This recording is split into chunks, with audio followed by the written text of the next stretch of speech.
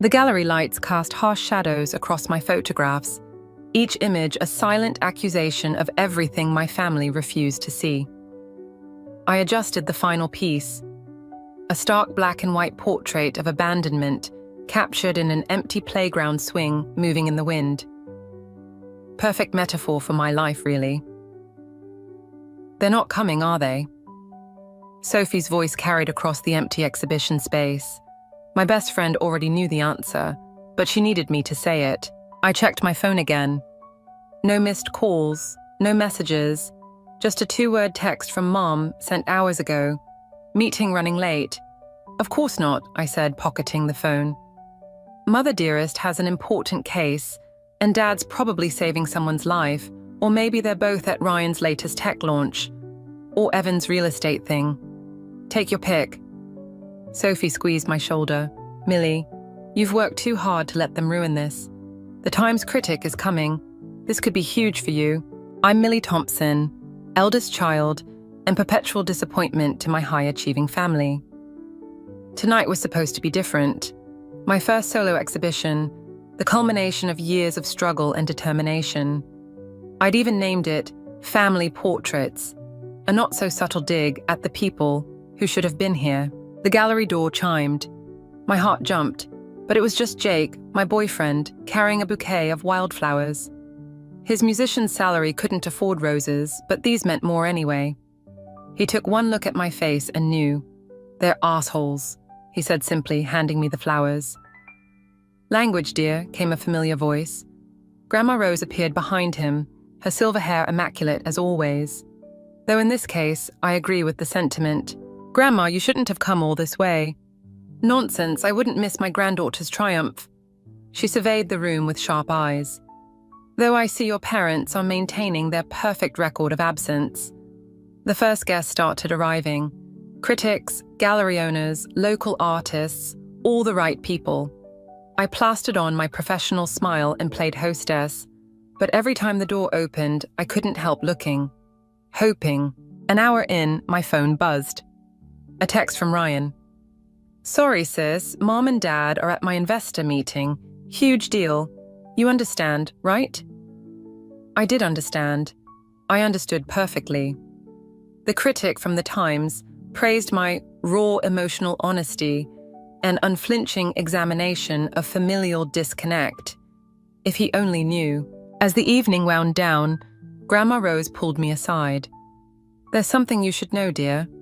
About your brother's success. She hesitated, then pressed an envelope into my hand. Look at these when you're alone, and remember, you're stronger than they think. I slipped the envelope into my bag, questions burning in my throat, but Grandma Rose just kissed my cheek and left, her perfume lingering like a promise. Later that night, after Jake had gone home and Sophie had helped clean up, I sat alone in my small apartment. The envelope contained bank statements, investment reports, emails. My hands shook as I read them. Everything. My brother's companies, their success, their perfect lives, built on lies and stolen money. Our parents had orchestrated it all, funneling millions into their ventures, while telling me I needed to learn independence. I looked at my phone. Another text from Mom. Sorry we missed it. Dinner next week? I didn't reply. Instead, I opened my laptop and began planning my next exhibition. This one wouldn't be subtle. This one would show exactly who my family really was, in perfect, high-resolution detail. They wanted a successful daughter. Fine. I'd give them one they'd never forget. The first light of dawn was creeping through my windows when I finally went to bed. My dreams full of shattered family portraits and the sweet taste of revenge. The documents from Grandma Rose's envelope spread across my coffee table like a roadmap of betrayal. Each statement showed another investment in my brother's ventures. Hundreds of thousands funneled through shell companies and creative accounting. I'd spent 3 days analyzing every detail, my camera gathering dust in the corner. My phone buzzed. Mother's weekly guilt trip right on schedule. Darling, you missed Sunday dinner again. The boys asked about you. I bet they did. Probably worried what else Grandma Rose had told me. The buzzer rang.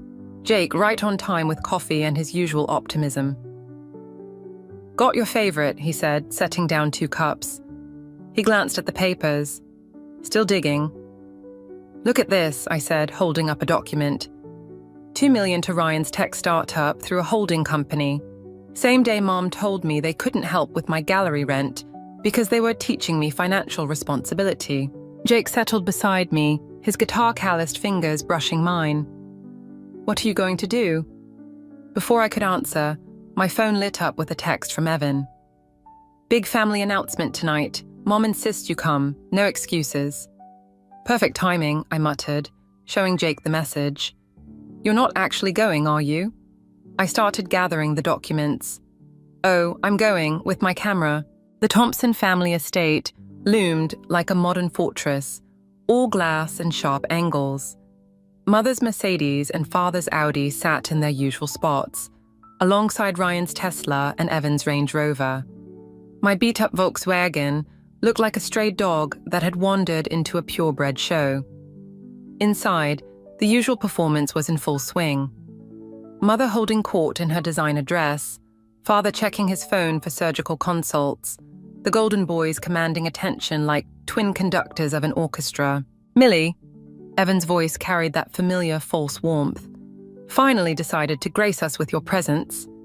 Wouldn't miss it, I said, patting my camera bag. Documenting family moments is kind of my thing now. Ryan shifted uncomfortably. About your exhibition, we really meant to. Save it, I cut him off, watching Mother's expression tighten. I'm sure your investor meeting was far more important. Father finally looked up from his phone. Speaking of investments, your brothers have some exciting news. Of course they did. We're merging companies, Ryan announced.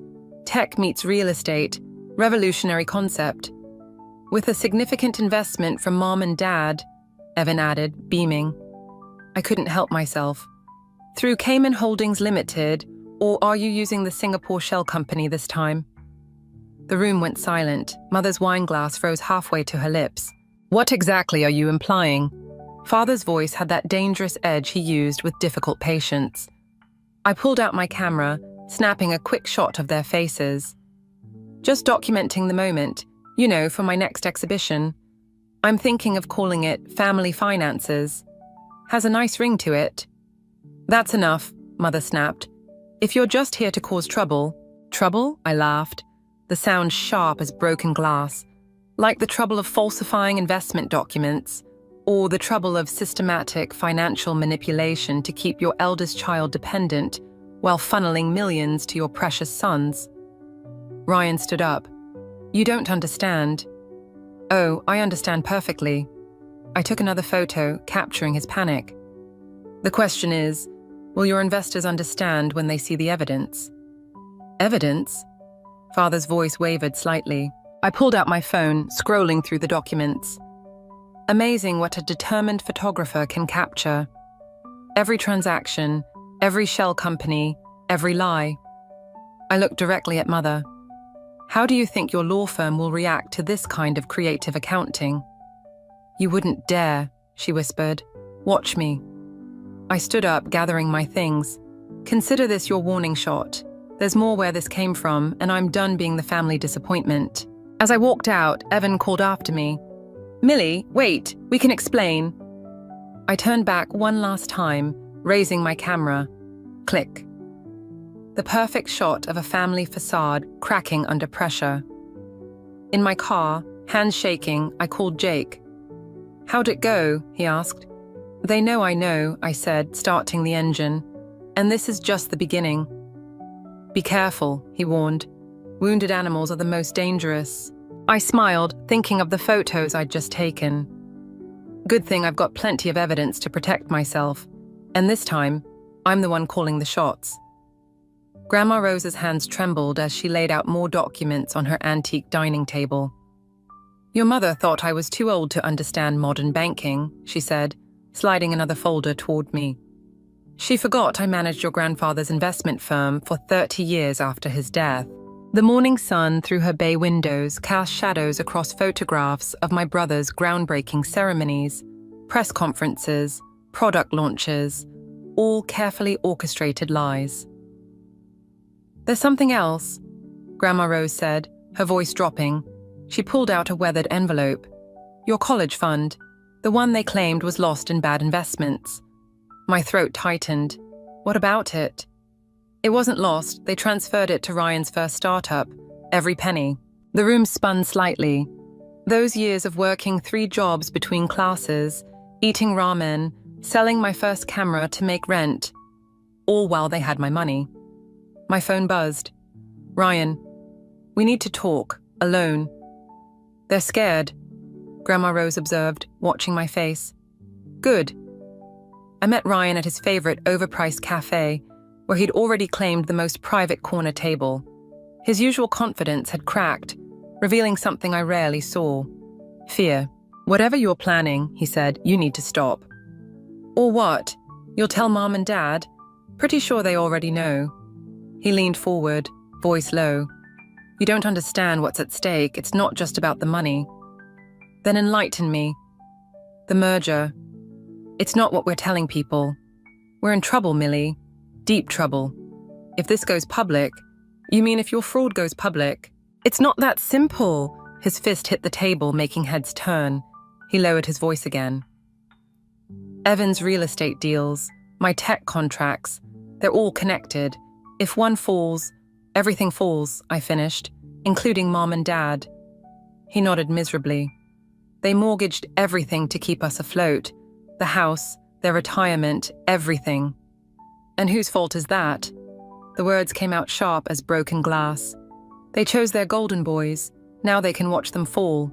Please, Ryan's voice cracked. We can make this right. Cut you in, whatever you want. I pulled out my camera, capturing his desperate expression. What I want is 34 years of truth, starting with this. My phone buzzed again. Evan this time. Mom's in the hospital. Heart attack. Come quick. Ryan's phone lit up with the same message. Our eyes met across the table. Convenient timing, I said, standing. Jesus, Millie, this isn't a manipulation. She's our mother.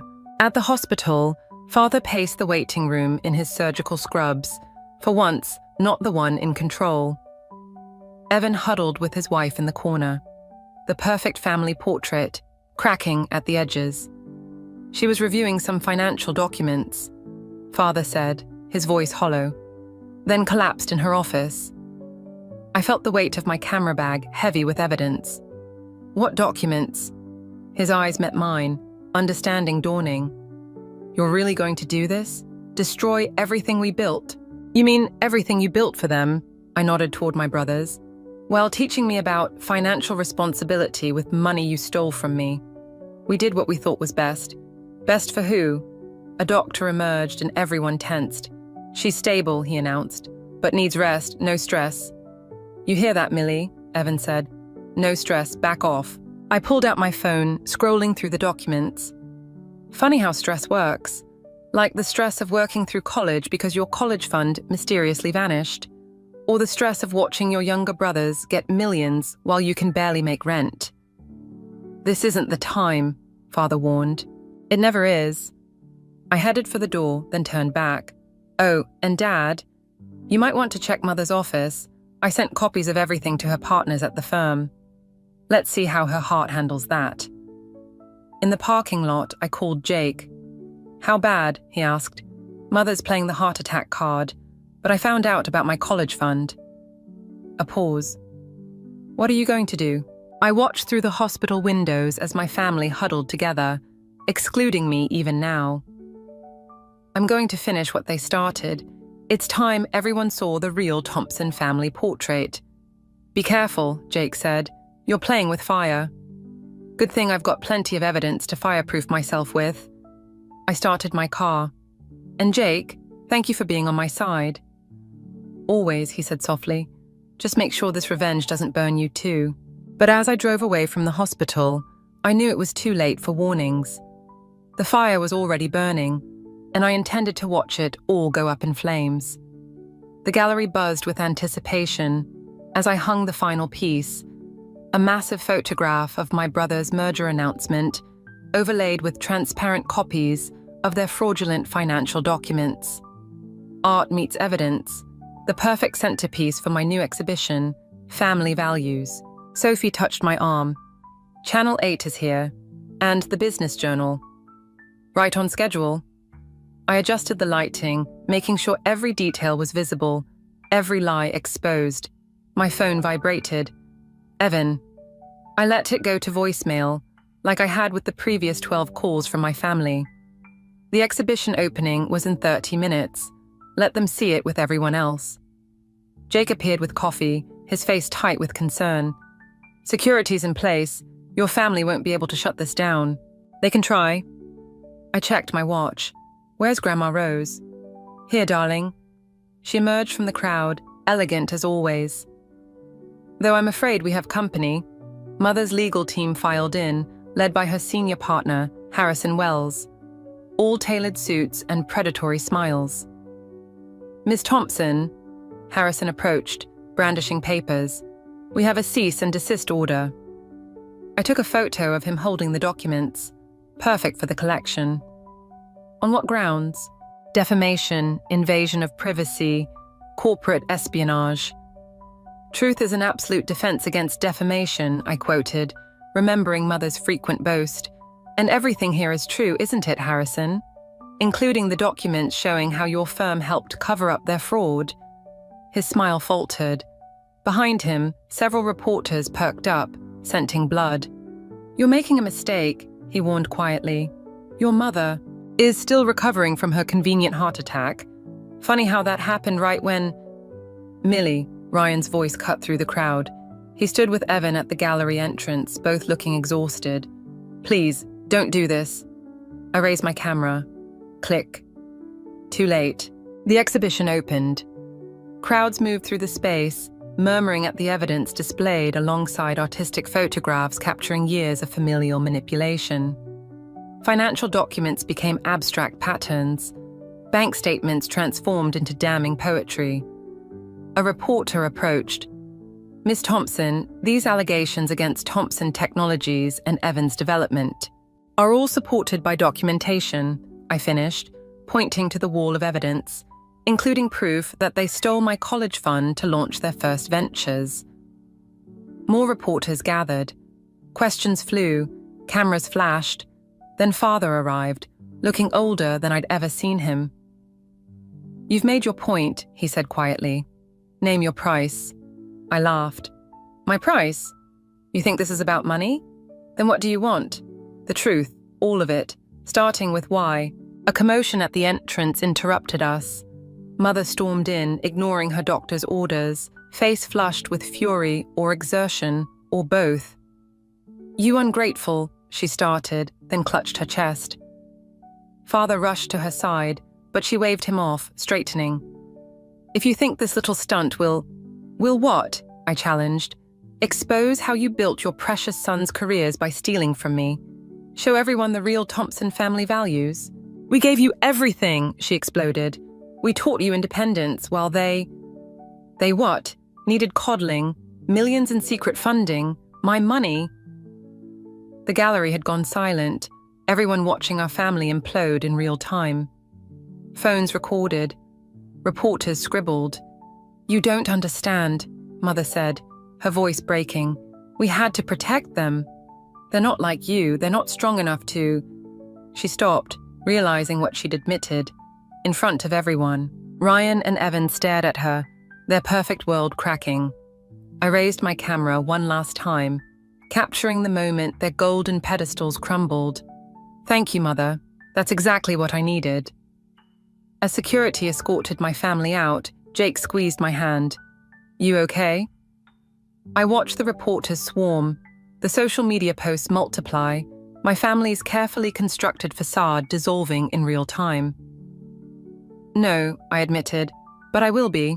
Grandma Rose appeared beside me. It's not over, you know. They'll fight back. Let them. I surveyed my work. Truth transformed into art, secrets exposed in beautiful, damning detail. I've got nothing left to lose. But as the night wore on and the story spread, I wondered if that was really true, and if the price of revenge would be higher than even I was prepared to pay. The media circus exploded faster than I'd anticipated. 3 days after my exhibition, Thompson Technologies stock plummeted 60%. Evan's real estate empire faced multiple fraud investigations. My phone wouldn't stop buzzing with reporters seeking comments. I scrolled through the headlines on my laptop. Thompson family scandal deepens. Tech prodigy's house of cards. Real estate empire built on stolen dreams. Sophie set down a coffee beside me. Your cousin Andrea called. Says the whole extended family is taking sides. Let me guess which side they're choosing. I closed the laptop, too tired to read more. The satisfaction I'd expected felt hollow, leaving a metallic taste in my mouth. My phone lit up. An unknown number. Miss Thompson, this is Detective Marcus Chen, Financial Crimes Division. We'd like to discuss your evidence against Thompson Technologies. The police. I hadn't expected that. My hand shook as I ended the call. Jake found me in my darkroom later, developing photos from the exhibition opening. Mother's face contorted in rage, father's defeated posture, my brother's crumbling facades. Ryan's wife left him, Jake said quietly, took their kids to her parents' place in Boston. The image in the developer tray slowly revealed itself. Ryan and Evan, looking lost in their expensive suits. For a moment, I saw us as children again, before the money and lies corrupted everything. They made their choices, I said, but my voice wavered. Millie, Jake's tone made me look up. Your father's hospital suspended him. There's talk of a medical board investigation. Good. The word came out automatically, but my stomach clenched. My phone buzzed again. Grandma rose. Turn on Channel 5 now. I rushed to the living room. Mother stood at a podium outside her law firm, looking smaller than I'd ever seen her. I am announcing my immediate resignation as senior partner, she said, her voice cracking. The allegations regarding my family's financial dealings are... She collapsed. The cameras caught everything. Father rushing from the crowd, the paramedics, the chaos. Jesus, Jake whispered. My phone exploded with messages. Ryan, are you happy now? Evan, they're admitting her to cardiac ICU. Father, if anything happens to your mother, it's on you. I grabbed my camera bag, heading for the door. Where are you going? Jake called after me. To finish this. The hospital corridor stretched endless and sterile. Through the ICU window, I saw Mother connected to machines, Father holding her hand. I raised my camera, then slowly lowered it. Quite a show you've put on. Evan's voice behind me, bitter as burnt coffee. But did you know about Ryan's kids? His wife found out she's pregnant. Those children will grow up with their father's name destroyed. Like I grew up with nothing. I turned to face him. While you had everything. We had pressure, he exploded. Constant, crushing pressure to succeed, to be perfect. You were the lucky one. You got to be free. Free? I laughed, the sound echoing harshly. Is that what you call working 3 jobs through college? Selling my equipment to make rent? At least you got to fail on your own terms. We never had that luxury. A nurse hurried past, glaring at us. Through the window, Mother stirred, her monitors beeping faster. My phone buzzed, another reporter wanting comments, then a text from Sophie. Police just left your gallery. They're seizing everything as evidence. The walls seemed to close in. What had I started? The DA's office is involved now, Evan said quietly. They're looking at RICO charges, prison time, all of us, including Mom and Dad. I thought of Mother in handcuffs, Father in prison orange, my brothers in jail cells. The Thompson name splashed across headlines for years to come. You wanted revenge, Evan continued. Congratulations. Arns, you've destroyed us all. He walked away, leaving me alone in the sterile corridor with my camera and the weight of what I'd set in motion. My phone buzzed again. Grandma rose. Come to my house. There's something you need to see, something that changes everything. I looked one last time through the ICU window. Mother's eyes opened, meeting mine. In that moment, I saw something I'd never expected. Fear. The same fear I felt growing in my own chest as I realized this revenge had taken on a life of its own. And I wasn't sure I could control where it ended. or who it would destroy next. Grandma Rose's hands shook as she pushed a yellowed envelope across her antique coffee table. "I should have shown you this years ago," she said, "but I was afraid of what it would do to you." Inside, I found a suicide note. My grandfather's handwriting, dated 2 days before his heart attack 30 years ago. "He discovered your mother's first financial manipulation," Grandma Rose said quietly. "She was embezzling from his firm to start her law practice. When he confronted her, the words blurred on the page. My revenge wasn't original at all. I was just repeating family history, right down to the heart attacks." My phone buzzed. Detective Chen again. I ignored it, like I'd ignored the last 6 calls. "Your mother learned from the best," Grandma Rose continued. "She watched how your grandfather's death destroyed our family. And now I'm doing the same thing." The realization hit like a physical blow. My phone lit up with a news alert. Thompson Technologies files for bankruptcy, thousands of jobs at risk. Thousands. Not just my brothers, not just my parents. Thousands of innocent people. Jake called next. "Millie, turn on the news, now." I fumbled for the remote. Ryan stood at a podium, looking haunted. "In light of recent revelations, Thompson Technologies will cease operations effective immediately. Our 4,000 employees..." His voice cracked. "We regret..." He couldn't finish. Evan appeared, supporting him as reporters shouted questions. "What have I done?" The words came out as a whisper. "What you had to," Grandma Rose said, but her voice lacked conviction. My phone exploded with messages. "Sophie, police just left your apartment. They have a warrant." "Jake, don't go home. Come to my place." An unknown number. "Your brother Ryan just attempted suicide. Metropolitan Hospital ER." The room spun. I grabbed my camera bag, running for the door. "Millie, wait!" Grandma Rose called after me. "There's more you need to know." But I was already gone. The hospital corridor stretched endless and white. Through the ER doors, I glimpsed father arguing with doctors, mother sobbing in a chair, despite her own cardiac concerns. Evan paced, phone to his ear, probably talking to lawyers. I raised my camera automatically, then stopped. What was I documenting now? The destruction I'd caused? "Happy now?" Evan spotted me. He took sleeping pills, lots of them, left a note about failing everyone, about the workers losing their jobs, about his kids growing up ashamed. "I never meant..." "You meant exactly this," he snarled. "You wanted us destroyed. Congratulations, mission accomplished." Mother looked up, saw me. The hatred in her eyes made me step back. "Miss Thompson?"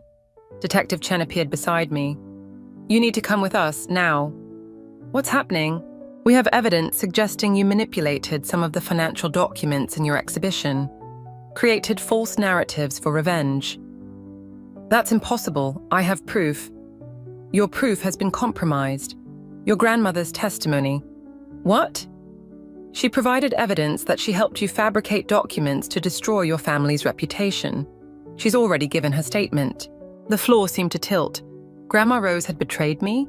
Or had I betrayed myself, so blinded by revenge I couldn't see what was real anymore? Through the ER window, I watched the doctors work on Ryan. Mother's sobs echoed down the corridor. Father's medical career was over. Evan's real estate empire had crumbled. Thousands of innocent employees were jobless. And now, apparently, I was going to jail. My camera felt heavy in my hands. I'd thought I was documenting truth, exposing lies. Instead, I'd become the very thing I hated, someone who destroyed families for personal gain. "Your camera, please." Detective Chen held out his hand. "It's evidence now." I clutched it tighter, my last connection to who I thought I was. "Millie," Jake appeared, breathless from running. "Don't say anything, I called a lawyer." But as I handed over my camera, watching Chen bag it as evidence, I realized no lawyer could fix this. I'd wanted to expose the truth about my family, but the real truth was worse than I'd imagined. I wasn't just like my mother, I was worse. The police station's interrogation room smelled of stale coffee and desperation. Detective Chen spread photographs across the metal table. My exhibition pieces, but different, altered, each one showing evidence of digital manipulation I'd never done. Your grandmother was very thorough, he said, provided timestamps, editing software records, everything. My lawyer touched my arm, warning me to stay silent, but the words burst out anyway. Those aren't my edits. Someone changed them. The door opened. Grandma Rose entered, supported by a police officer, looking frailer than I'd ever seen her. But her eyes, they held something I'd never noticed before, something cold. Tell her, she said to Chen. Show her what we found in Theodore Thompson's old files. My grandfather's name hit like a slap. Chen pulled out another file. Your grandfather didn't commit suicide, Miss Thompson. He was murdered, and we have evidence suggesting your grandmother was involved. The room tilted. What? She's been planning this for 30 years, Chen continued. Using you to finish what she started, destroying the Thompson family from within. Grandma Rose's frail facade cracked, revealing steel underneath. They took everything from me. Your mother, your grandfather. They pushed me out of my own company, made me watch while they built their empire on my work. So you used me? The words tasted like ash. All of it. The documents, the support, the love. The love was real. Her voice sharpened. That's why I had to protect you from becoming them. Look what they did to you, what they're still doing. I gave you the weapon you needed. By falsifying evidence, making me think, making you see the truth. They did steal from you. They did favor your brothers. I just enhanced the proof. The door burst open again. Ryan stood there, pale but alive, with Evan and our parents behind him. Mother's face was ash white. Father's hands trembled. Is it true? Ryan asked. About grandfather? Grandma Rose straightened, suddenly looking decades younger.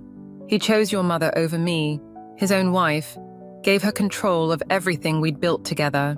So yes, I made sure he paid for that betrayal. And I've spent 30 years watching his precious daughter become exactly what he feared. By destroying innocent lives? I stood up, shaking off my lawyer's restraining hand.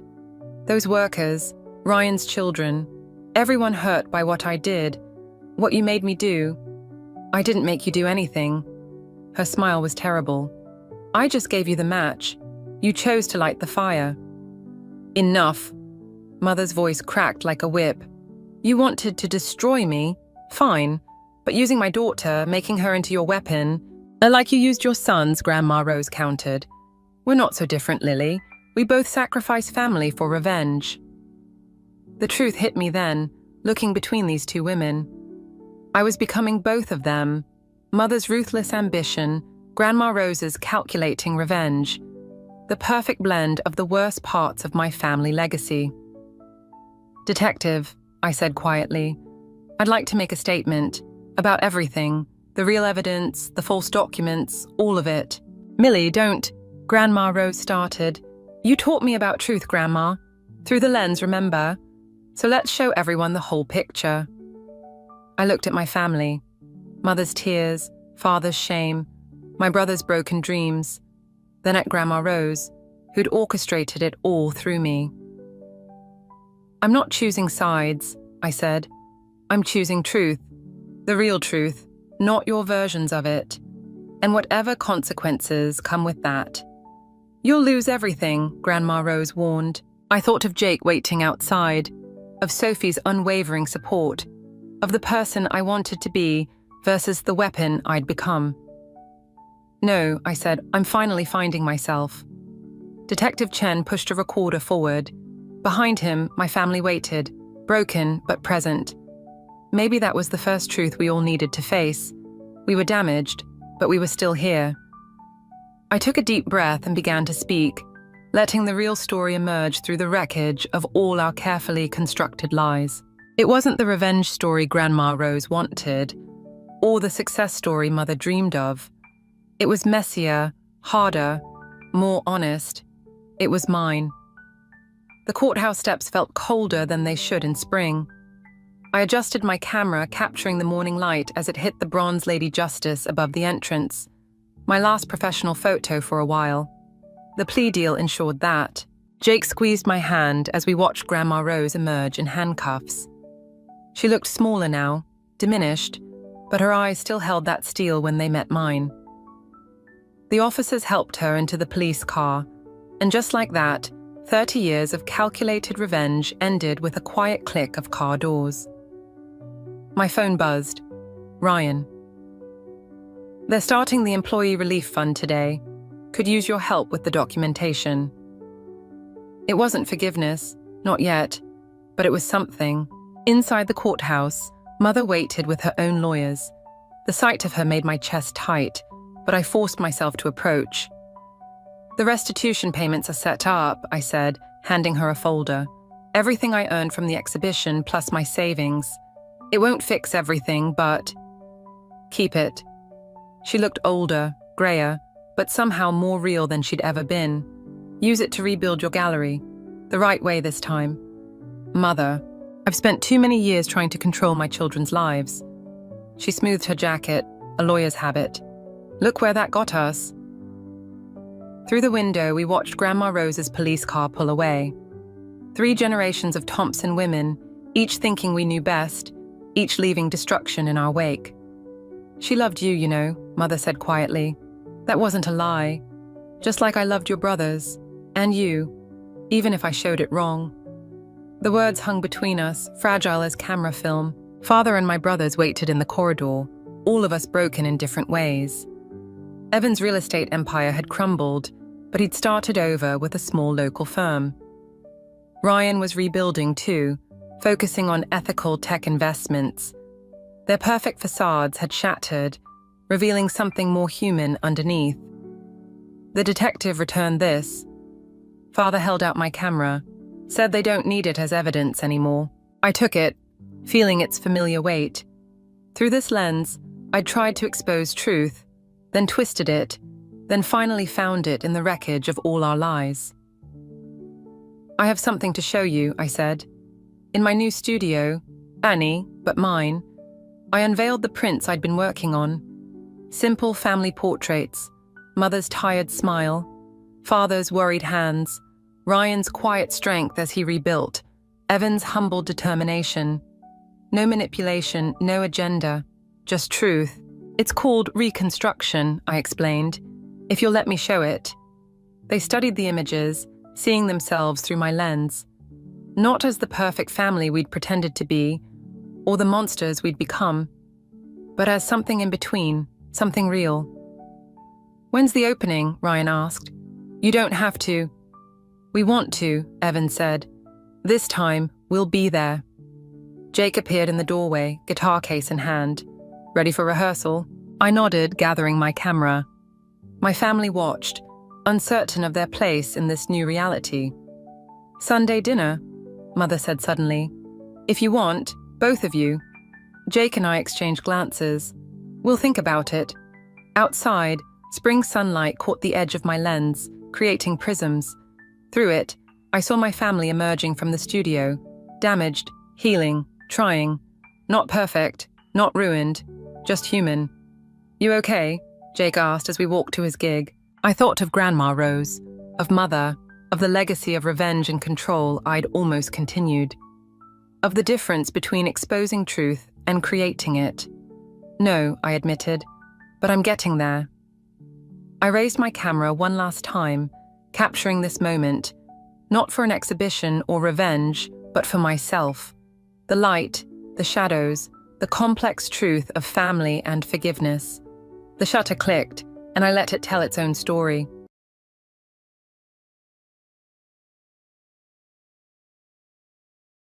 There is no seat for poor people like you here, Susan said to me with a smirking laugh. Perhaps she says such things on purpose because she knows I'm a single mother. I felt irritated by her rude comment. Observing Nicole, she was looking at me and Susan with a sad face. Nicole. I didn't know what to say to Nicole. Then Nicole muttered softly. Let's go home. Yeah, I no longer wanted to be with these people. The wedding is off, Susan said with a triumphant smile. I'm glad we're not tied to poor people like them, George said to us with a look as if he were looking at something filthy.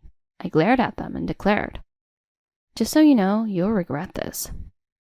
I'm Rachel, turning 47 this year. My family consists of my daughter Nicole and my parents. I divorced my husband when Nicole was 5, and we haven't been in touch since then. My husband, who had an affair, chose his mistress over me and left our home. At the time of the divorce, I was desperate and felt no one to rely on. However, though initially shocked, time has gradually helped me cope.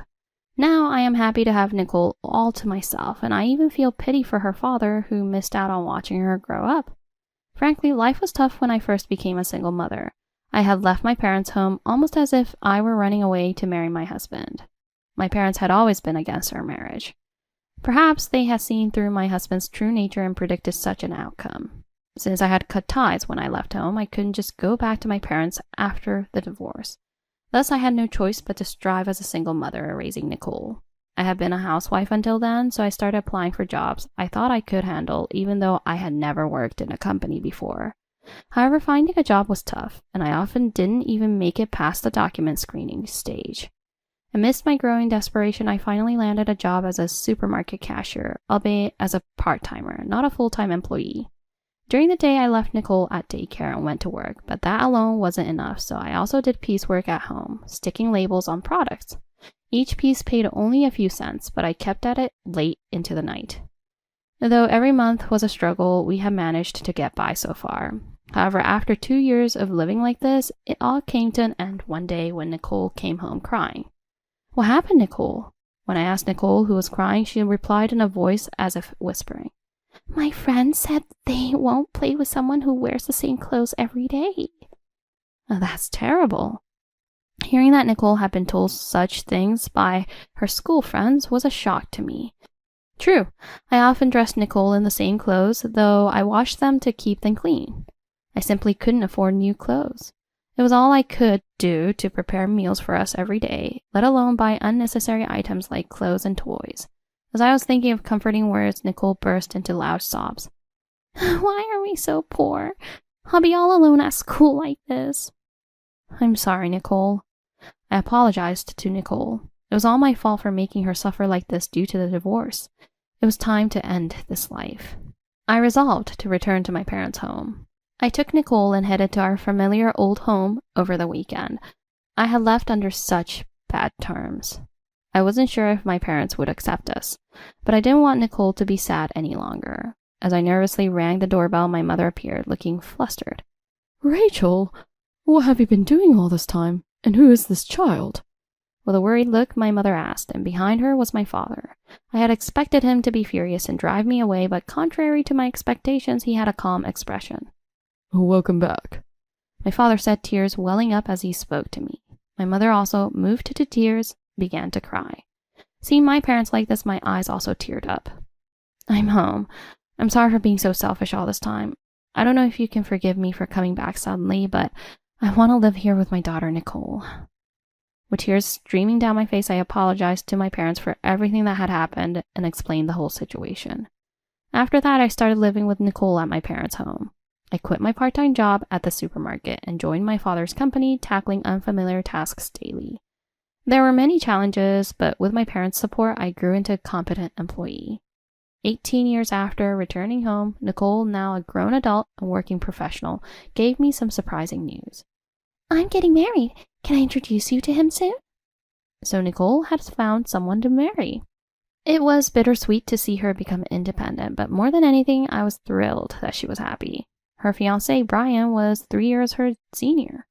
He is a very good person, and it's clear he always cares for Nicole. He holds no prejudices against me being a single mother. A few days after Nicole introduced me to Brian, an event occurred.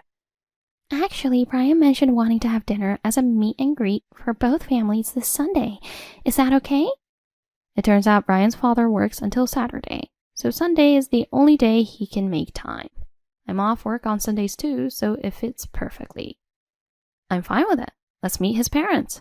As I responded, Nicole smiled relievedly. "Really? Thank you. I'll let Brian know then." At that moment, I was only wondering what Brian's parents would be like. However, I would soon regret taking things so lightly. The day of the meet and greet dinner arrived. Nice to meet you. I'm Brian's mother, Susan. The man next to me is my husband, George. He's the president of a small company. Sorry for choosing such a cheap restaurant on short notice. Susan said this nonchalantly with a smile as we sat down. However, this restaurant is known as one of the upscale places in town. So I responded, thinking Susan was being modest. Such a lovely place. We hardly ever get to come here. I'm delighted, thank you. But Susan burst out laughing insultingly and said, You can't afford to come to a place like this? What kind of life do you lead? As I was puzzled, George too smirked unpleasantly. Come on, Susan, don't be too harsh. After all, they are just ordinary people, unlike us. Do Susan and George enjoy seeing the displeasure of others? If so, that's hardly a commendable trait, and Nicole seemed uncomfortable too. Mom, Dad, that's enough. What? It's just the truth.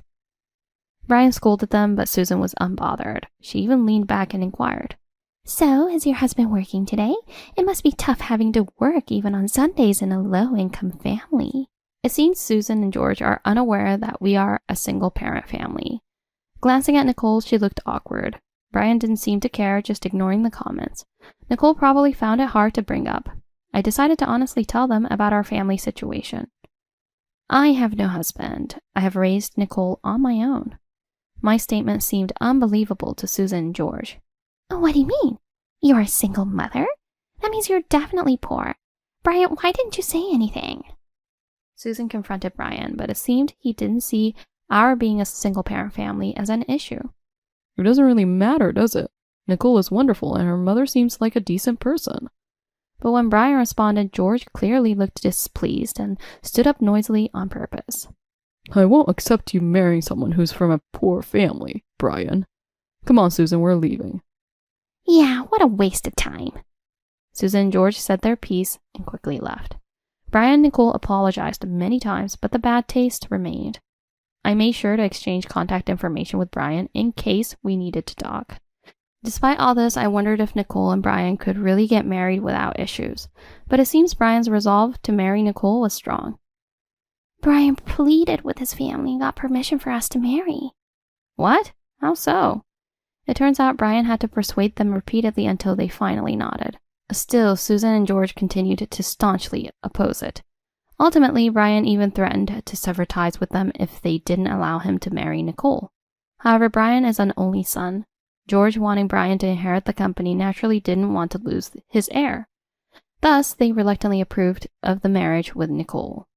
After hearing the whole story, I asked Nicole something that was bothering me. Doesn't that mean his parents aren't truly supportive? Are you sure it's okay to marry him without regrets? Marriage involves connecting families. I had married against my parents' wishes and ended up failing. I was worried Nicole might repeat my mistakes. As a daughter-in-law, Nicole would inevitably have to deal with Susan and George. But Nicole was resolute. I want to marry Brian, and I'll work hard to earn his parents' approval someday. Nicole? It seems I was overly worried. Nicole had her own firm beliefs, and I was moved by that. Then it's going to be fine. I'll be here to support you, so hang in there. Worrying about Susan and George any further was pointless. I decided to support Nicole and Brian's marriage in my own way. Just then, my phone rang with an unknown number. It was Susan. What kind of nerve do you have as a mother? Our Brian has become totally rebellious because of you and your daughter. As soon as I spoke, Susan screamed at the top of her lungs. First of all, how do you even have my number? It was strange and unsettling. I hadn't given Susan my phone number.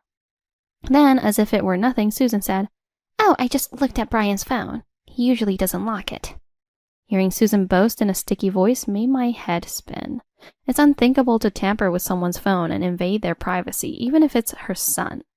Ignoring my dismay, Susan blurted out disdainfully, Can't you just tell Nicole to break up with Brian? There are girls more suitable for our family status than you poor people. Her incredibly rude comment made me laugh out of exasperation, and I couldn't help but retort. Just because I'm a single mother, don't assume I'm poor. We don't live a life that you can look down upon. But Susan pressed on. So you're saying you've never struggled with money as a single parent? I had struggled financially until I could rely on my parents, so I couldn't say I hadn't. Sensing my hesitation, Susan laughed loudly. See, you've struggled after all. It's pathetic when poor people try to pretend. Now tell Nicole to break up with Brian. Susan said her piece and hung up the phone. What is wrong with that woman? What should I do? I was just bewildered by Susan's one-sided attitude.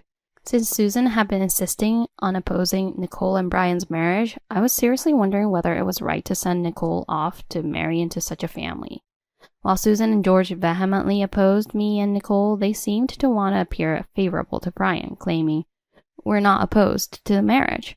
Eventually, Brian decided to go through with the marriage, citing Susan's words as his reason, and told me that the wedding would be a small family affair. They decided to use the restaurant that also accommodated weddings as the venue. Nicole's relatives were only me and my parents, but she was happy nonetheless. I'm so happy that Grandpa and Grandma can celebrate with us too, Nicole told me with a bright smile, having informed my parents about Susan's behavior and gotten their consent to attend. However, on the wedding day, Susan behaved childishly. There are no seats.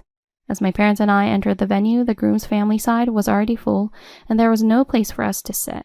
My father frowned and asked, Rachel, what's going on here? There was one seat next to Susan, likely reserved for George. A high-end men's bag was placed there, indicating George had just stepped out. As we stood there confused, Nicole, still not dressed for the wedding, hurried over. Mom! Grandpa! Grandma! Thank you for coming to the wedding today. Nicole was ecstatic on her big day, but she noticed something was off and asked, What's wrong? Why is everyone standing? It seems there's been some mix-up, and we don't have seats. Realizing that what I said was true as she saw the confusion on her grandparents' faces, Nicole responded, I left the seating arrangements to Brian. Let me check with him. Just as Nicole was about to go back to the dressing room, Susan's mocking laughter was heard. There are no seats for poor people. What do you mean by this? I've told you many times I oppose this marriage, so I borrowed the seating chart from Brian and edited out your names. Brian likely never imagined his mother, Susan, would stoop to such pettiness. The extent of her malice was astounding. To our relatives, it's just a dinner party today, so no one is thinking of celebrating with you people. Too bad. Susan smirked, sticking out her tongue in mockery. Looking around, indeed, some of Susan's relatives were dressed inappropriately for a wedding, confirming her statement. Driven by the belief that Nicole and Brian were mismatched due to our supposed poverty, Susan had resorted to childish antics. Furious at Susan's excessive rudeness, I looked at Nicole, who was looking back at me with a sad expression. Nicole. I didn't know what to say to Nicole. Her joyous occasion had been trampled on by Susan and her antics. Then Nicole murmured softly, Shall we go home? Yes. My parents, seemingly disgusted as well, silently nodded. I no longer wanted to be around Susan and her family. Good. The wedding is off then. Knowing that we were leaving, Susan seemed genuinely delighted. She clapped her hands in encouragement, chirping cheerily. Hurry on now. Off with you intruders. As this was happening, George finally returned to his seat. Susan, with a full grin, spoke to him. The wedding is called off. They're leaving, so it's just a family meal now. George, unaware of my parents' presence, replied to Susan. Oh, that's great news. I'm truly glad that Brian isn't marrying into poverty. Relieved, George showed his true colors. He truly opposed Brian and Nicole's marriage. However, ruining the occasion like this wasn't right. I glared at Susan and declared, You will regret this matter. Just you watch. But Susan only laughed, unaffected. Ignoring my astonishment, Susan continued unabated. Why would I regret anything? My husband is a company president, you know? You poor people can't compete with us. George, standing beside her, looked confident. There's no one more important than me, a president. You can't even come close to my level. Susan and George seemed convinced they were at the top. It was about time to take them down a peg. I smiled wryly and said, George, being a president doesn't mean you're the greatest of all. This seemed to infuriate George, who quickly retorted, What? There's no one more important than me, a president. You, from the bottom rungs, have no right to say that.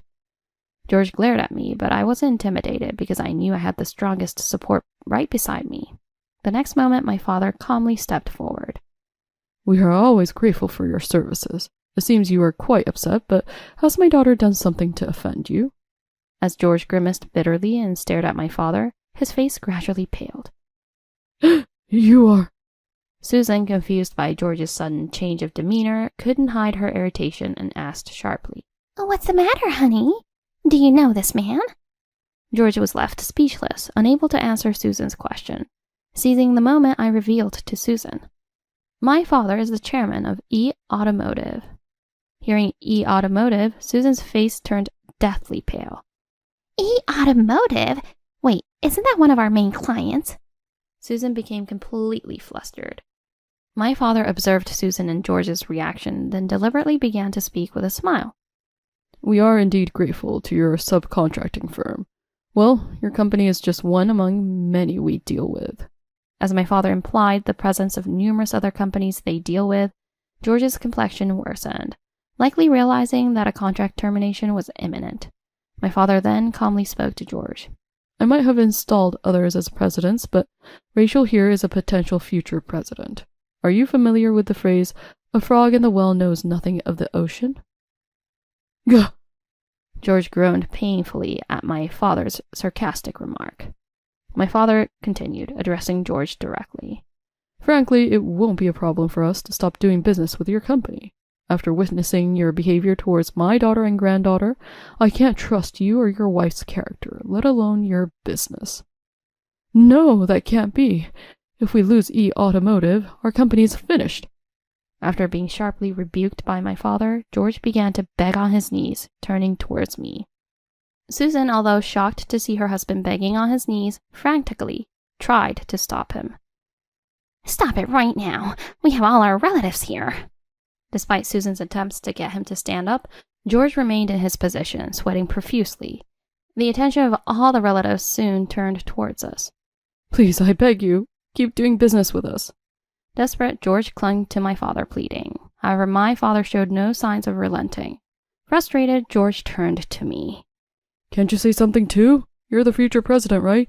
If we lose the business... It's questionable to address someone you need help from in such a manner. Clearly, he's only thinking of himself. Watching George's desperation, Susan, sensing the gravity of the situation, lashed out at me. "It's your fault for not revealing that you're the future president of E Automotive. If we'd known, we wouldn't have opposed Brian's marriage." I sighed deeply at Susan and George's self-centeredness. They were trying to blame everything on me. They seemed to have forgotten that they had just ruined Brian and Nicole's wedding. As I pondered how to respond, Brian, the other main character of the ceremony, appeared. Dad? Mom? Please, stop this. Brian spoke warily, seemingly disgusted with his parents. However, Susan and George, as if a savior had appeared, rushed to Brian. "Brian, say something. If things stay like this, our company will go under." That's right. We'll allow your marriage to Nicole. You fix this. The couple looked up at Brian with pleading eyes, but it seemed Brian's patience had run out. After ruining my wedding, now you suddenly change your tune? Changing your minds after finding out Nicole's mom is the next president of E Automotive. That's unacceptable. I'm cutting ties with you as parents. "Brian, not you too." Susan was clearly shocked to be rejected by her son. George looked stunned. I calmly addressed the bewildered Susan and George. Today was supposed to be a special day for Brian and Nicole. You ruined it, and I will never forgive you for that. And frankly, I do not wish to do business with people who belittle others for such trivial reasons. My father nodded in agreement. Normally, it's not good to mix personal affairs with business, but you will be held accountable for hurting our important personnel. We will send the contract termination documents immediately. My mother also looked sternly at Susan and George.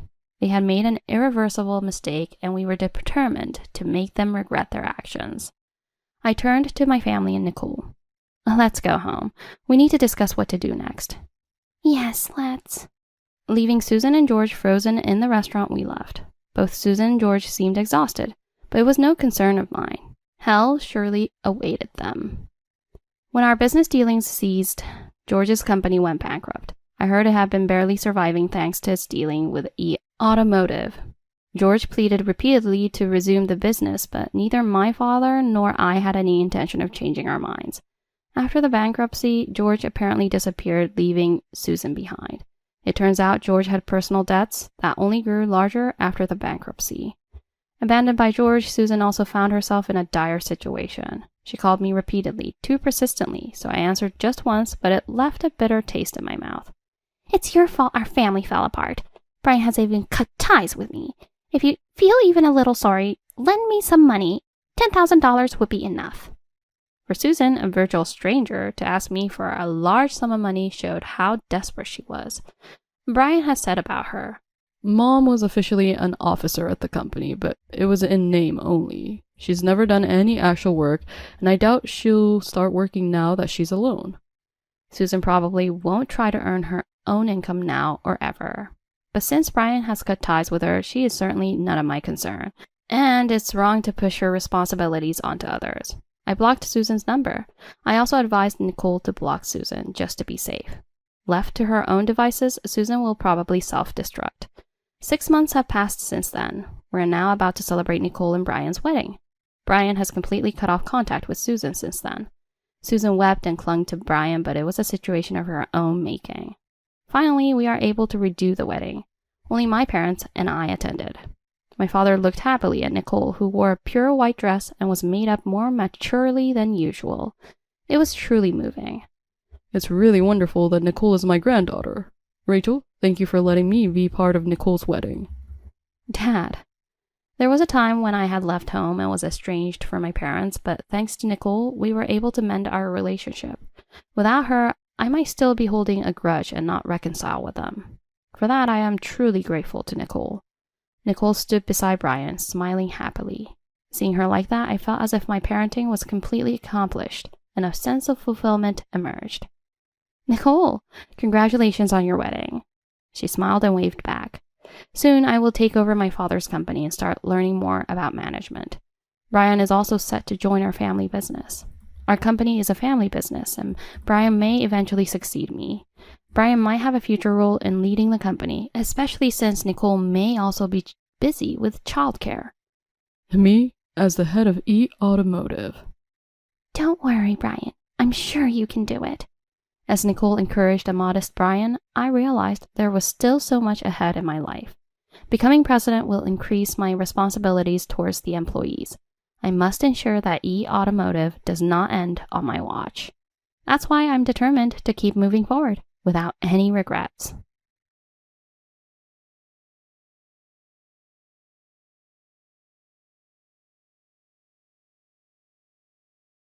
Mom is going to live with us, too. Facing me, who had just purchased the top floor of a 50-story luxury apartment building. My husband said this with a grin, as if it were the most natural thing in the world. If you don't like it, get out. Together with Chris, my mother-in-law laughed derisively at me. This pair had always been like this. They had always treated me terribly. And they acted as if it were perfectly normal, showing no signs of remorse. I looked down to block their gazes, to hide my sneering mouth and the ugly distortion of my smile from them. My husband, who had neglected me and our children and had never cared for our home. And my mother-in-law, who had egged him on. I was determined not to be manipulated by them anymore. With that resolve, I forced a vague smile onto my face and looked them in the eyes. That is, I cannot. That's what I muttered in my heart as I looked down again. Facing me, who said nothing back, my husband and mother-in-law hurled abuse. Let them keep underestimating me. In the background, I had been warming up a plan for a long time. To confront my deluded husband with the truth. And on the day of the move, a flood of calls came from my mother-in-law. Oh, caught on? By now, Chris and my mother-in-law must be panicking. And upon discovering the harsh reality, they will scream. My name is Gina Ford, a 47-year-old working housewife. I currently live with my son Tom and my daughter Sarah. My husband, Chris, has been on a business assignment for years. And we haven't even been in contact for many years. Our relationship can hardly be called familial, it's that distorted. However, it wasn't always like this between Chris and me. We met at a company drinking party when I was 23, and he married. Chris, 3 years my senior, was a lively and engaging person. At my first drinking party, I was nervously stiff in a corner when he cheerfully approached and brought me into the group. This sparked my admiration for him. He took care of me, and we soon started dating. Chris was always bright and fun, and I was increasingly drawn to him. However, Chris was a bit of a smooth talker and often nodded along without really listening to me. This slightly clueless aspect of him was overflowing with humanity. And at that time, it was attractive to me. As my feelings for him grew, I seriously wanted to marry Chris. He must have noticed my feelings because one day he earnestly proposed to me. Overwhelmed with emotion, I nodded through tears and dreamed of a happy married life with him. However, when I went to greet him for the marriage, there was a slight hitch. His father was a sensible man, but his mother seemed unable to let go of her son. Gina, you are still only 23, right? Can she really support Chris properly at such a young age? You can't even manage household or work properly, can you? I doubt you can handle child rearing either. Being bluntly criticized like this made me shrink back. Then, his father, with a calm voice, reprimanded his wife. What are you saying? You were the same age as Gina when you married me. And you gave birth to Chris when you were 25, didn't you? His father's words silenced my mother-in-law, albeit grudgingly. Seizing the moment, Chris cheerfully said to them both, "It's okay, Mom. Gina might be young, but she's serious and hardworking. So she'll surely make a good wife.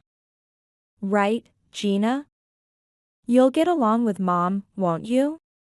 I nodded honestly to Chris's words. Well, if Chris says so. With a sigh, my mother-in-law seemed somewhat resigned. With Chris's words and his father's mediation, I felt reassured and decided to marry him. At that time, I was truly young. When I reported the marriage to my own family, my parents were very happy. But my older sister frowned. My sister, 2 years older, was a good confidant who always listened to my stories. And she must have felt something off about my in-laws' situation. Are you sure this is okay? Shouldn't you date him a bit longer? I shook my head at my cautious sister's words. It's okay. After all, Chris trusts me. I was eager to marry the person I loved and took my sister's concerns lightly. In retrospect, I regret not taking my sister's words more seriously. Knowing my determination, my sister sighed lightly and looked me straight in the eye. All right. If you say so, I'll support you with all my might. Then she took my hand and continued. But if anything happens, make sure you consult me. I'm always on your side. Thus, surrounded by blessings, Chris and I got married. However, even after our marriage, my mother-in-law's snide remarks and nagging didn't stop. And despite being newlyweds, Chris took me to his parents' house every weekend. I'm an only child, and I want you to get along with Mom quickly. Unaware of my uneasy expression, Chris forcefully took me to his parents' house. Initially, in front of his father, his mother freely criticized me. But as his father continued to reprimand her, her attitude softened. Relieved for a moment, my mother-in-law then began to make snide remarks in secret. When her father and Chris were not listening, she blamed me. Unable to consult anyone, only the years passed by. However, the situation slightly improved later. 2 years later, my son Tom was born, and 2 years after that, my daughter Sarah was born. Using the busy days as a reason, I pleaded with Chris to reduce the frequency of visits to his parents' house. Even without this, Chris rarely helped with household chores or childcare. even if my in-laws are close, given the current situation. It's impossible to visit every week. But Mom insists on seeing Tom. You should show some filial piety occasionally too. I almost blurted out, then why don't you provide some family time? But I swallowed my words in desperation.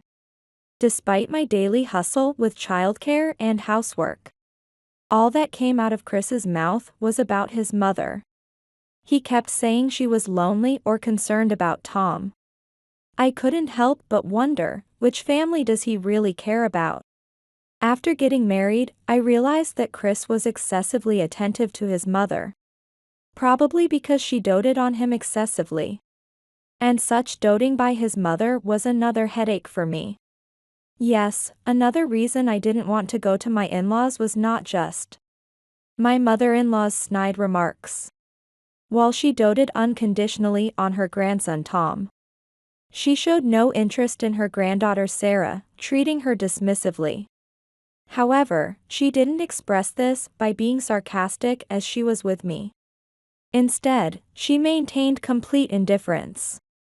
She would buy toys and sweets for Tom, but nothing for Sarah. She only spoke to Tom. And she always repeated the same thing to Tom.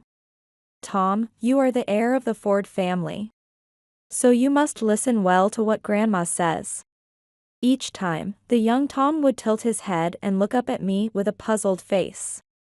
Mother, I'm sorry, but that's a bit. As I hesitated to speak, my father-in-law next to me quickly picked up Tom and peered into his son's face, saying, Tom, you don't have to listen to Grandma. Instead, you should grow up to be a kind man. As my father-in-law spoke gently, Tom giggled happily. Thus, each time my mother-in-law tried to indoctrinate Tom, my father-in-law gently steered him away from her. Since Sarah was born, my father-in-law started speaking differently to Tom. Tom, do you like Sarah? Yes, I love Sarah. Then, promise Grandpa that you'll protect your sister. Yes, I can promise. Perhaps my father-in-law sensed something. He made a pinky promise with Tom. This happened when Tom was 6 and Sarah was 4 years old. The difference in my mother-in-law's attitude towards Tom and Sarah was blatantly obvious to anyone, even to the young children. That's why my son and daughter, who had become aware of things, were attached to the kind and gentle father-in-law. But not to the grandmother who showed interest only in her grandson. Tom always looked sad and asked me, why doesn't Grandma treat Sarah the same way she treats me? Seeing my son hug his sister tightly made my heart clench. That's when I started visiting my in-laws even less frequently. I was already disliked by my mother-in-law, so I didn't want to get close to her place. Moreover, my mother-in-law's excessive behavior towards my children. All of these reasons led me to refuse to visit my in-laws, using childcare and household chores as excuses. My primary concern was to protect my children's hearts. At first, Chris grumbled about us not accompanying him. But perhaps dealing with my steadfast refusal became too troublesome for him. Eventually, Chris started visiting his parents alone on weekends. Thus, naturally, a distance grew between us. And a year later, when our daughter turned 5, my father-in-law passed away due to illness. And Chris's life became even more centered around his mother-in-law. With the loss of my father-in-law as a buffer, Chris stopped asking me to visit my in-laws. Perhaps my mother-in-law said something to him. Chris started visiting his in-laws after work, and prioritized his mother over his family even on holidays. He had always put our family second, and this worsened. Eventually, Chris spent most of the week at his parents' house. While I struggled with the gap growing between us, I was also overwhelmed with daily childcare and household chores, and I let the issue slide. And a year after my father-in-law's death, Chris's returns home became as infrequent as a few times a month. As a result, he almost had no interaction or conversation with the children. Desperate, I pleaded with Chris to fulfill his responsibilities as a father. Hey, the kids have a sports day coming up. You alone are enough for that. Chris dismissed it outright. Besides, on that day, Mom has asked me to do something for her. Again, it was his mother's errand. I inadvertently confronted Chris with a stern tone. But the children's events are once in a lifetime. You're their father after all. No, Mom is getting old, so it's only natural to prioritize her. What about our family, our daughter, and our son's feelings? How many times must the children have asked when their father would return or come to see us? Each time, I soothed the children. Then, with tears welling up in their eyes and lips pursed, they looked so brave. How many times that sight pained my heart. Chris always said, "You and the kids lack consideration for Grandma," angrily blaming us and storming out to stay with his mother for weeks. This continued for years, and I finally began considering divorce. But with only my part-time job income, I was unsure about supporting 2 children. That's when I remembered what my sister had said. My sister, who had not looked favorably upon our marriage. Her concerns had become a reality. I decided to call and consult her. After hearing my story, my sister chuckled slightly. Just as I thought, it turned out the way I feared. Actually, at that time, my sister was also married and in a similar situation. Hearing my story, she felt very uneasy. I should have talked to you more thoroughly and stopped you. Sighing with self-deprecation, my sister shared an idea with me. Additionally, she offered financial and childcare support. It turned out she had divorced a few years ago and was providing me with various useful insights based on her experience. Currently, she was living alone near our parents' home and working. Following her advice, I began to gradually prepare for a divorce. At the same time, my husband, who had hardly been coming home, told me over the phone that he had suddenly been transferred. I don't know when I'll be able to return, and Mom is going with me, he said briefly and hung up. I was surprised, but this situation was actually a blessing in disguise for me. While he was away, I acted steadily towards my goals with the help of my sister.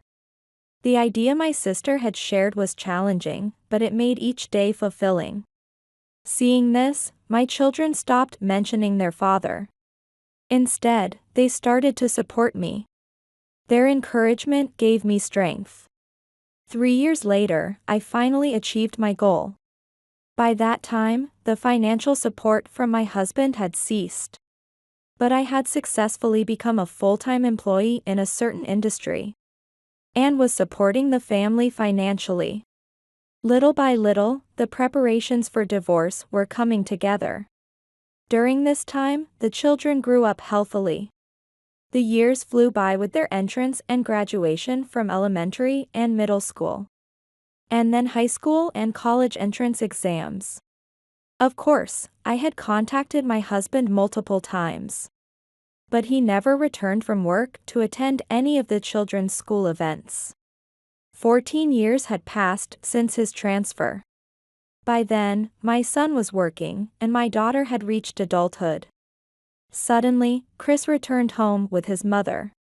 It was such an unexpected return that my children and I were shocked and looked at each other. Ignoring our confusion, Chris acted as if he still ruled the house, just like when we had lived together. Our irritation grew with his arrogant attitude. Both my children and I were indifferent to Chris, who had never shown any familial duty, responsibility, or, most importantly, affection. Hey, what's with that attitude towards the head of the family, you guys? Who do you think allowed you to live comfortably?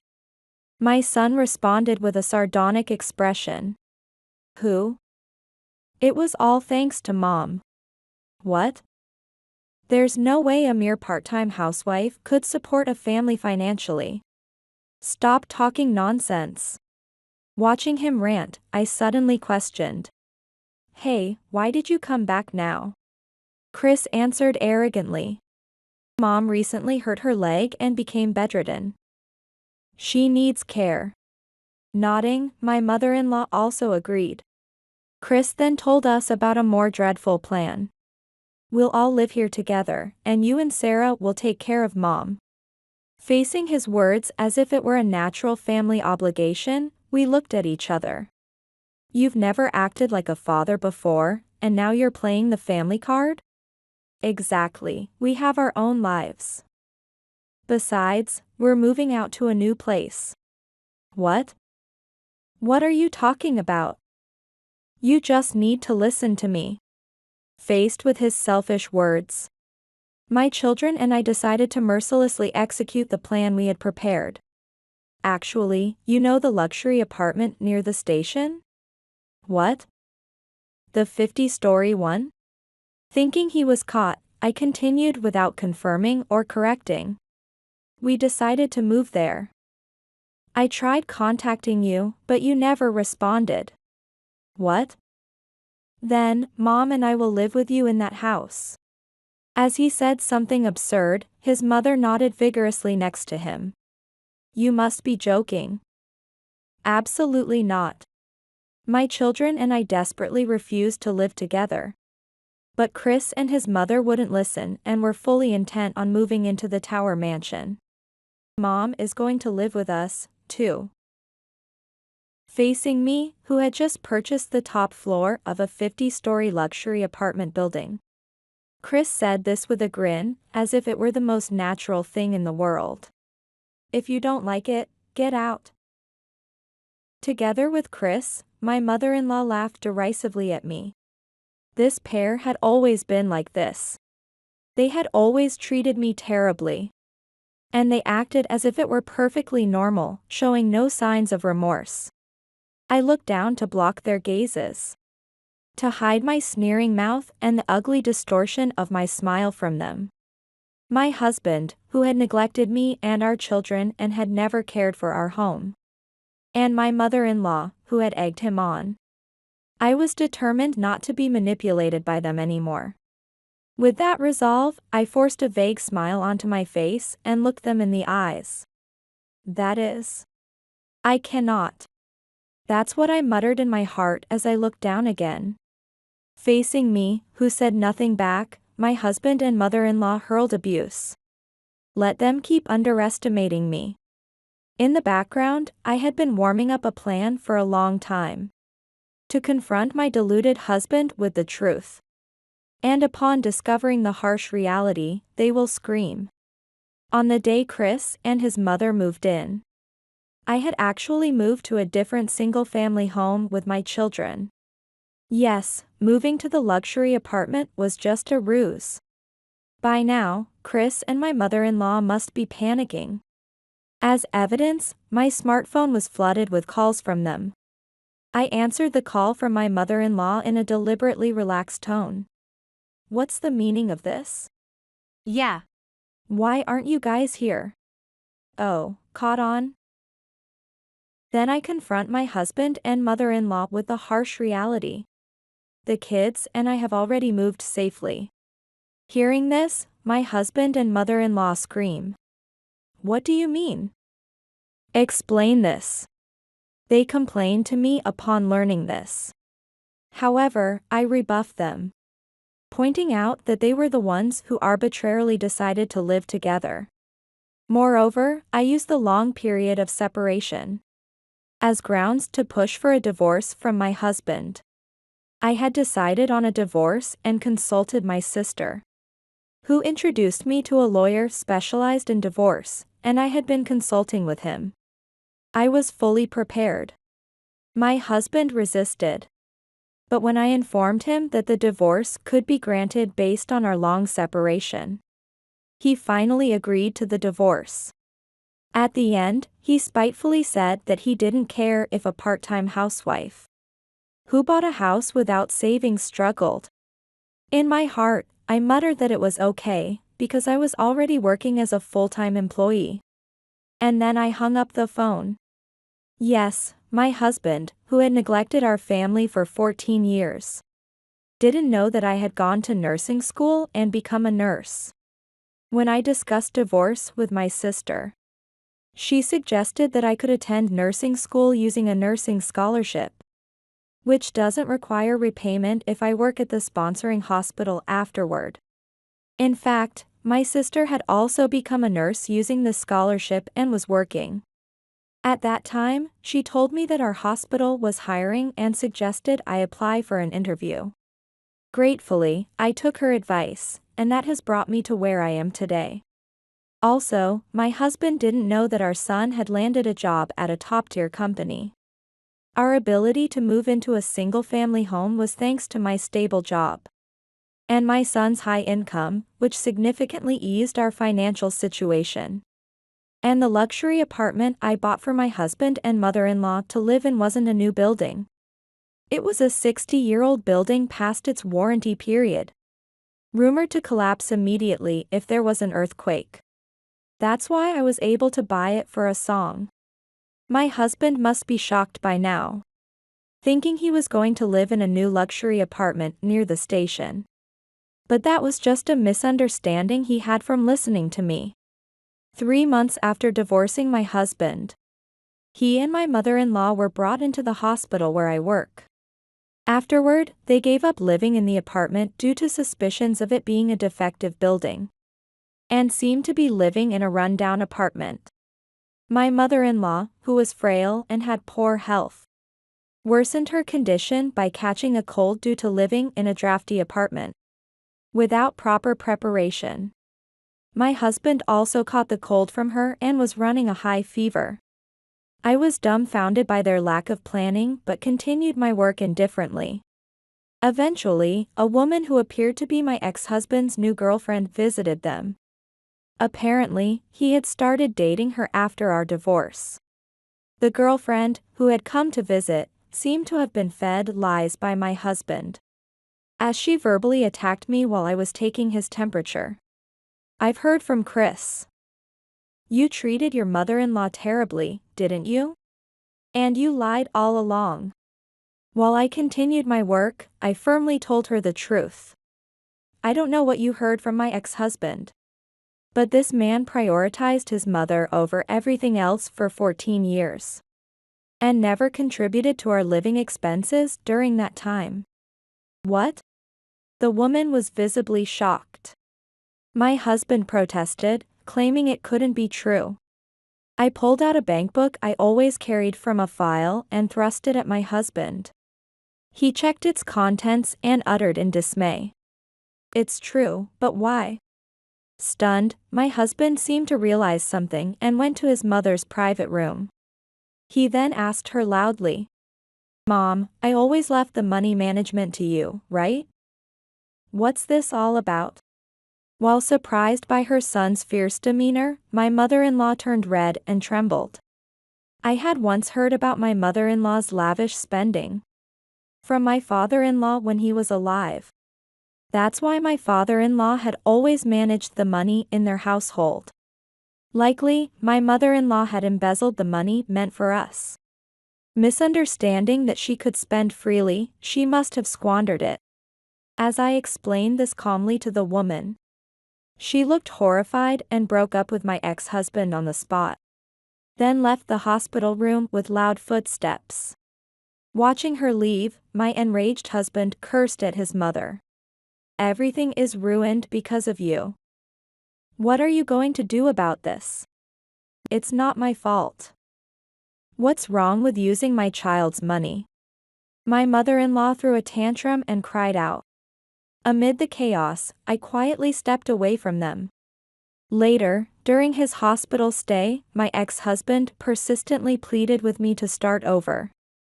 "There's no chance I will start over with you. Besides, I'm about to be transferred soon." Yes, I had been assigned to transfer to a hospital in the countryside.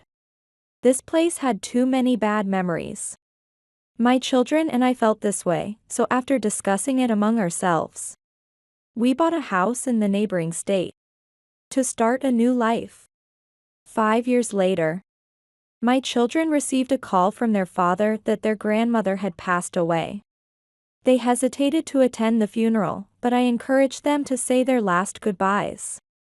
Later, they told me that their father had aged significantly when they saw him after a long time. And the funeral seemed shabby and older than his actual age, my daughter remarked quietly. Hey, you guys, please. Aren't we family? Help me out. Although begged by their father, my son and daughter fulfilled their familial duties and returned home. And relatives, knowing the circumstances of our divorce, had distanced themselves from my ex-husband. In the end, he was left all alone after losing his mother. I think about it. Parents inevitably go before their children. Isn't it a parent's duty to guide their children to be able to walk on their own? I vow to myself not to forget this, and to maintain a healthy distance with my children's families to avoid the same mistakes as my former mother-in-law and ex-husband. Since then, I have been thriving as a nurse, maintaining a good relationship with my married children.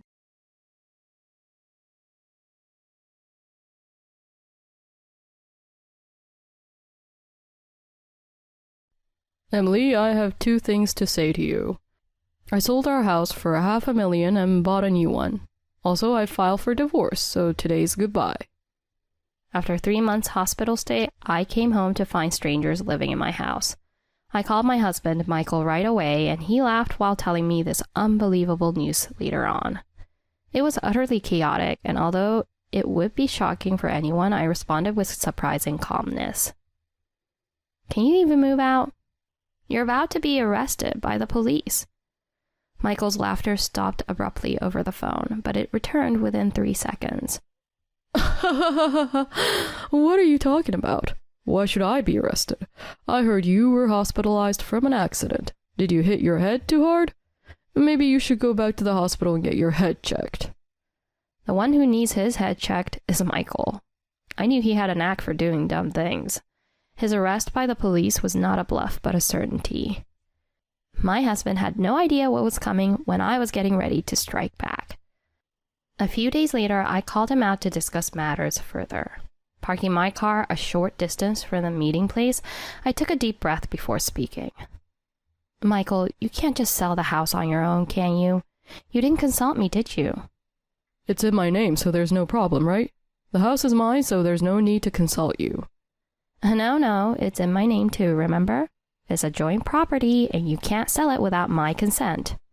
Yeah, I guess it's in your name too. But I can still sell the house without your consent. In fact, I've already sold it and got $500,000. Michael reclined confidently with a triumphant smile. How did I sell the house, you ask? His face seemed to demand, so I reluctantly asked him to explain. Then, explain how you sold the house. I guess I have to tell you. Listen closely because I'll only say it once. I sold it privately, just between individuals. Like you said, going through a real estate agent would involve complicated procedures. But if it's a private sale, there are no problems. See? You didn't know that, did you? Michael had been looking down on me for about a year now, so this was nothing new. With a vulgar laugh, Michael continued his tale. I work at my father's company and I'm regarded as a genius salesman. Selling 1 or 2 houses is a piece of cake for someone like me. I even sold it for twice the price through a private sale. Life is easy, isn't it? I see. But is that okay? Selling a house privately like that can be legally void, so the sales agreement might as well not exist. What? That's not true. The person who bought the house agreed to it too. As I also own the house, I didn't consent to it, so it's impossible. Plus, Michael, you sold it for twice the price without an appraisal. That's a dangerous game you're playing. The sales agreement will be nullified and you'll have to refund the full amount. There might also be a claim for damages from the person who bought the house. Michael's vulgar laughter stopped abruptly. His face paled slightly and his hands trembled a bit. This reaction indicated that Michael was unaware of the implications. Had he known, he wouldn't have attempted a private sales in the first place. Why do you know so much? You're not lying, right? There's no benefit in lying here. That's true. So agree to it, Emily. If you consent to the house sale, everything will be resolved. We're a married couple, so helping each other out is important, right? We're divorced, remember? Did you forget that you filed for divorce on your own? Oh, right. Being so self-centered leads to these kinds of situations. If Michael, who has already purchased a new home, has to pay back the full amount and possibly face claims for damages, he will incur a significant debt. Michael, pale-faced and flustered, began to stammer, but soon seemed to have an idea and spoke up. Well, it won't matter if it's not discovered, right? The buyer was an elderly person in their 60s and probably didn't notice. Yeah, I should just run away with what's left of the money. Maybe even run away overseas. That sounds like a great plan. Indeed, if it doesn't get discovered, maybe you can get away with it. That's if it remains undiscovered. Just then, a man appeared behind me. Seeing that man, Michael's eyes bulged out in shock, and he was rendered speechless. His reaction was so comically exaggerated that I couldn't help but burst out laughing. Pfft, what's with that face? It's rude to our guest who has come all this way. Let me introduce him to you. This is Mr. Kevin Miller. I don't need an introduction, I know him. This is the old man I sold the house to. Why, Emily? How do you know him? Well, listen carefully because I'll only say it once.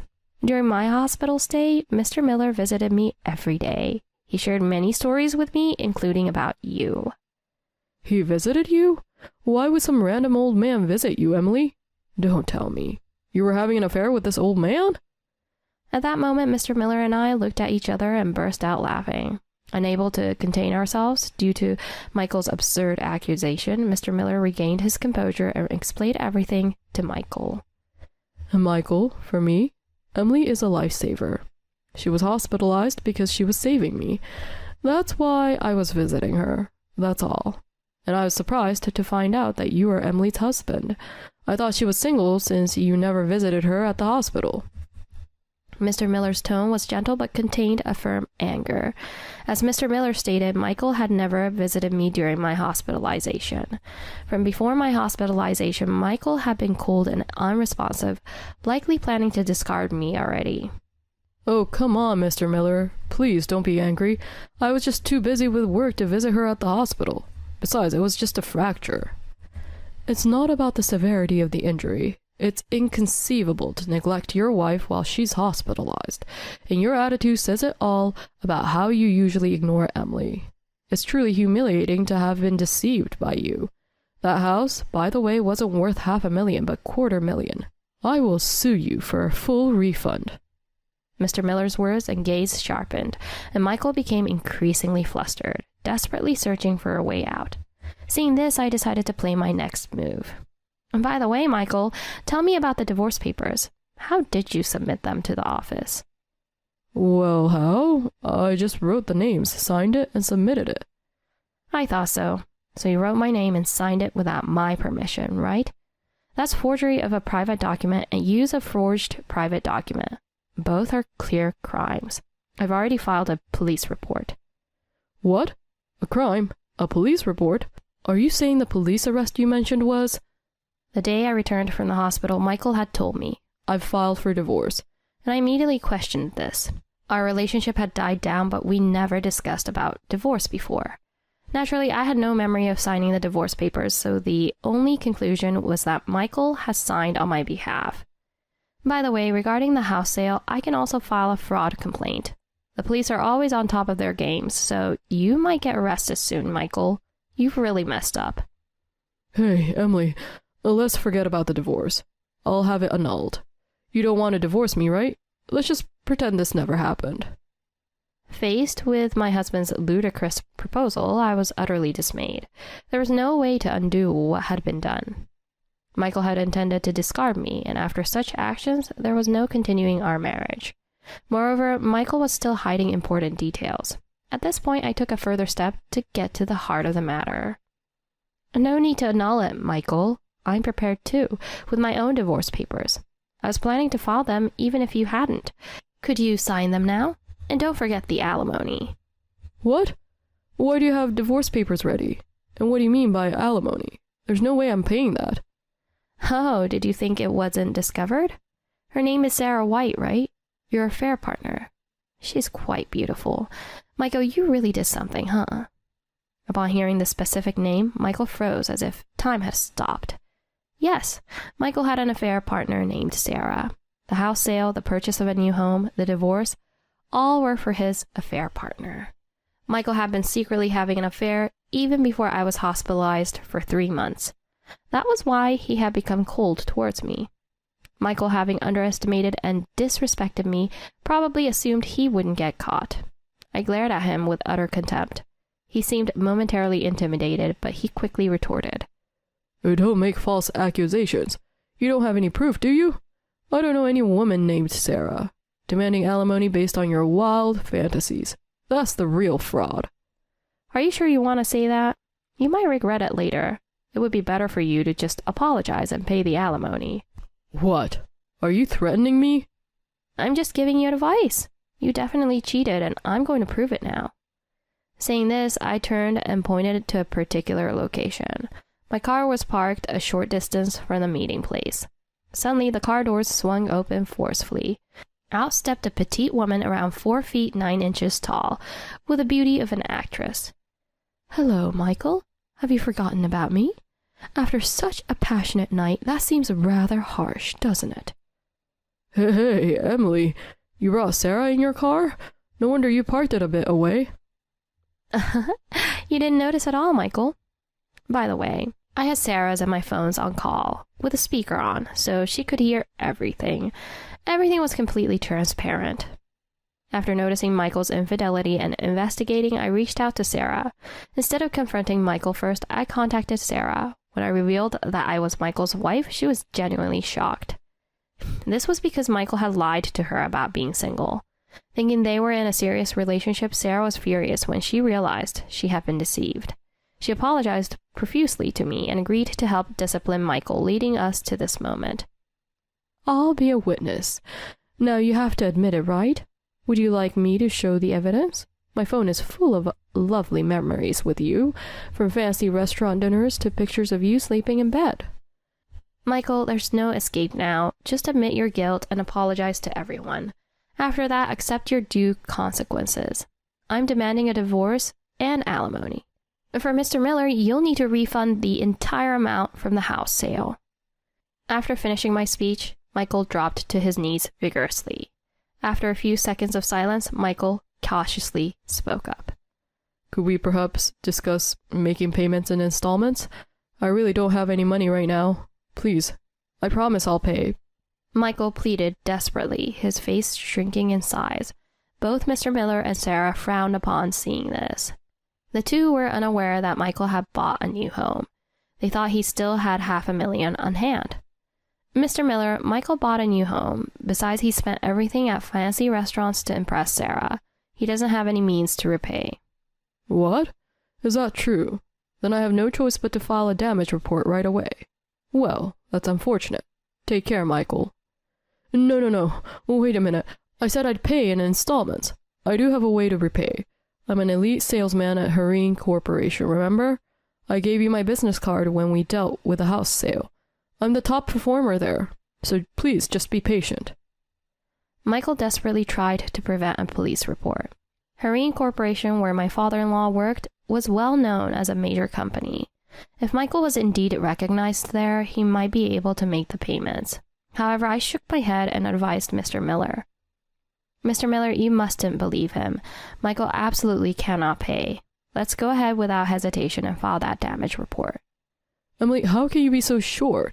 I can definitely pay it back. I've been working diligently and have achievements to show for it. What? You're about to be fired and soon to be unemployed. I don't think you can really claim you'll definitely be able to pay. Fired? Me? That's impossible. Don't make assumptions. Do you think I made that decision? Michael, you really know nothing. Just wait. I'll make it clear to you soon. Here I pointed again to my car parked at a distance. Just like before, the car door swung open briskly. Out stepped an elderly couple. Michael's face rapidly paled, and his body began to tremble. The elderly couple were his parents. As they slowly approached, their expressions were fierce, creating a tense atmosphere all around. Dad, Mom, why are you here? Emily told us everything. We were waiting in her car too, listening to the conversation over the speaker. Michael, it seems you've done something terrible. You sold the house without consulting Emily and even filed for divorce on your own? And the house sale was done privately, wasn't it? What were you thinking, causing so much trouble for so many people? Seriously, not just Sarah, but my parents were in on this too? This matter had already been reported to my in-laws. It was essential to bring them here today to deal maximum damage to Michael. I'm thoroughly disappointed in you. You told us everything was fine between you two, but that was a lie, wasn't it? You're no longer welcome in our home, and you're fired from the company. I'm fired? Wait, Dad. Sure, I cheated, but that has nothing to do with the company. Think it over. And about the new home, it was also for you and Mom. I bought it thinking about your retirement. I want you to stay healthy and well. Michael appeared to be trying to win over his parents. He seemed to be playing the good husband with a fabricated reason for the purchase, but it didn't resonate with his parents at all. Instead, their anger only seemed to grow as they glared at him with a fearsome expression. Michael, no matter what you say, you're fired. It's decided. Take this time to reflect and look for another job. Understood?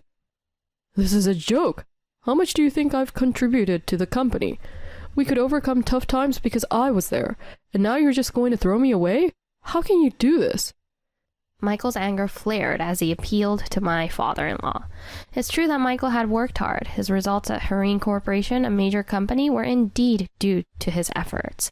According to what his parents had told me, Michael had also been exceptionally diligent in his studies during his student days, all for the sake of working at my father-in-law's company, eventually planning to take it over. Naturally, his parents were well aware of Michael's intentions. Nevertheless, his father spoke firmly. Yes, I appreciate everything you've done, Michael. I've been hard on you, but you've always followed without complaining.